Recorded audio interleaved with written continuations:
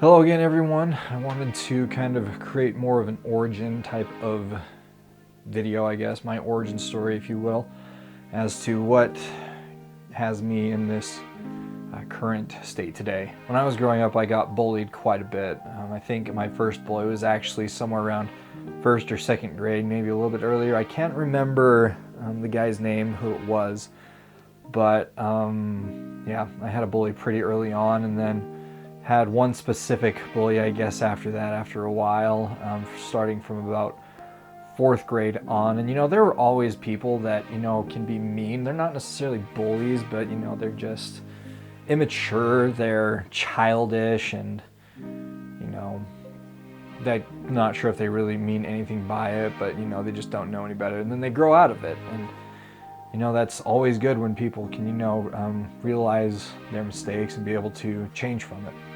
But my specific bully I had from about fourth grade on, maybe through about eighth grade, ninth grade, until in junior high when we had a counselor that was assigned to our school. He kind of helped us resolve our differences a little bit, and never had to deal with him bullying me again. It was really nice. Then I got into high school, and I never knew that this would be a thing, but adults can be pretty mean as well.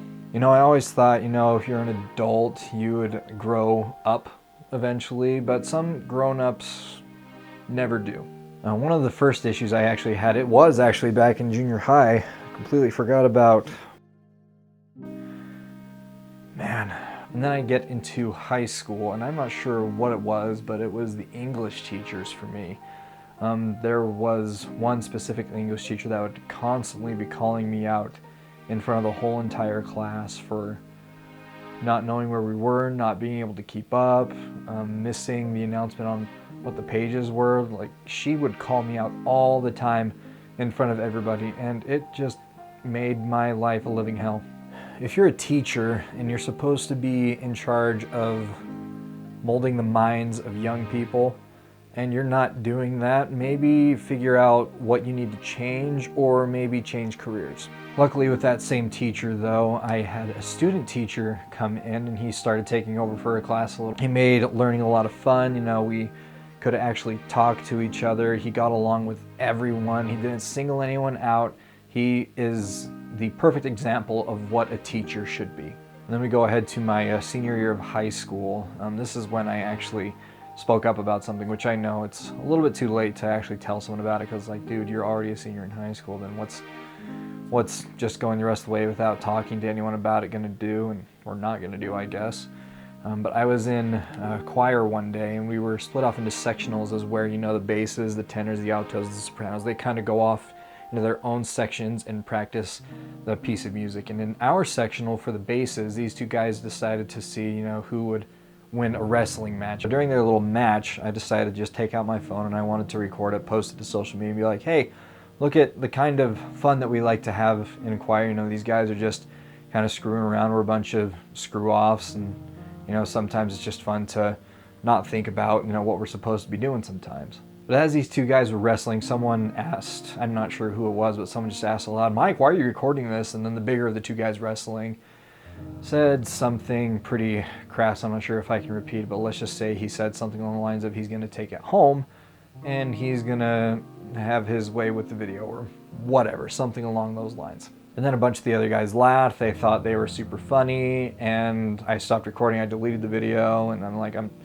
know what, I'm not going to put up with this. I wonder if this is actually going to work, but we'll try it out anyway. So I went to the office. I went to see the vice principal, who actually used to be a ninth grade history teacher at the junior high that I went to. I had his class, and I told him what happened. And later on, he came up to me and he said, I am so glad that you said something, because there was a kid that I went to school with back in the day who was teased a lot for something that never actually happened. People were just spreading rumors about him, and it made his life a living hell. So I'm glad that you spoke up. And I never had to deal with either of those two guys ever again. I never really had to deal with any bullying after that, I guess, just because, it was senior year. My high school career is just about done. So I wish I would have spoken up sooner about the issues that I was having. I think I would have saved myself a lot of grief.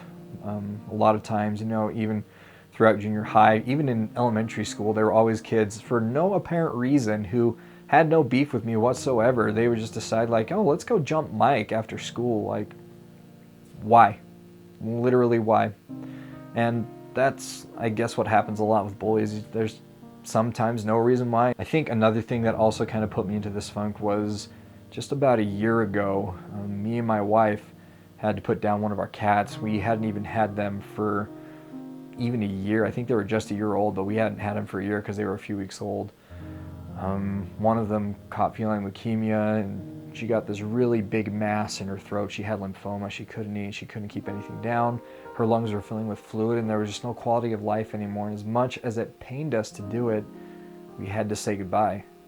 And then about 2 weeks later, I got this new job, and it was a fantastic job, and things were really looking up. And then, you know, once you have one cat in your household that has feline leukemia, odds are the other one is going to as well. And that's what happened to her sister, this cat's sister. They were from the same litter. She had the feline leukemia as well. We never got her diagnosed, but she did start having some severe neurological problems. Her back paws stopped working, her tail went limp, and she started having accidents all over the house. So we just automatically assumed, you know, this was something due to the feline leukemia, and we took her into the vet just to see what was going on in case there was anything that we could do. And all the vet kept telling us is like, we are so sorry. Like, we knew instantly there that there was nothing we could do, so we had to put her down about a week before Christmas.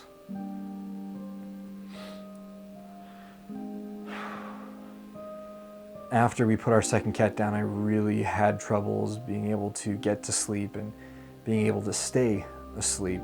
I would wake up a few times in the night at least. I would wake up at 2:30, then I would wake up at 3:30, then at 5:30, and then I'd wake up at 6:30, and, you know, the workday started at 8, so I figured, you know, I might as well just get up, get ready for work. And even though it doesn't really take me that long to get ready for work, I would just kind of, I guess, wallow. So I guess you can kind of say that I started having this little bit of an existential crisis, but I just didn't know it yet, because it wasn't until maybe a couple months later where I really hit rock bottom. So those couple months later, it was about January, February, I think. I was on my way to work one morning, and I was feeling a little off, and I'm not sure what it was, but when I got to work, you know, we started our early morning meeting. You know, we usually had a meeting every morning, and I was sitting out in my car, and I couldn't go in because I felt like something was just really, really wrong. And then I told my supervisor, is it okay if I call you after the meeting? And he's like, that's totally fine. And I called him, and I just lost it. I don't know what it was, and my mind just broke for, it seemed like, no apparent reason. I broke down into tears, and I didn't know what was going on.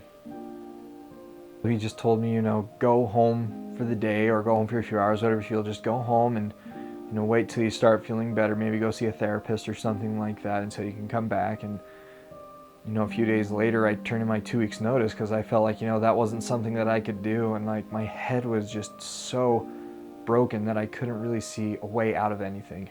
I think one other big thing, obviously, that really affected my mental health was kind of what I mentioned in my last video with those couple of friends that I had that ended up committing suicide. I also lost my uncle earlier this year. It wasn't due to suicide, but he had just taken himself off of hospice care. He was 64 years old. He was in quite a bit of pain, so it was a little bit more bittersweet, but it was good to know that, you know, he is no longer suffering. As always, please be sure to like this video, subscribe to my channel, and share this information with anyone that you think can use it to help better themselves.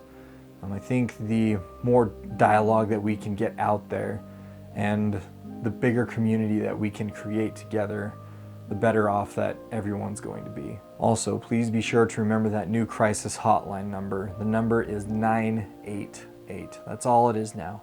It's just 988.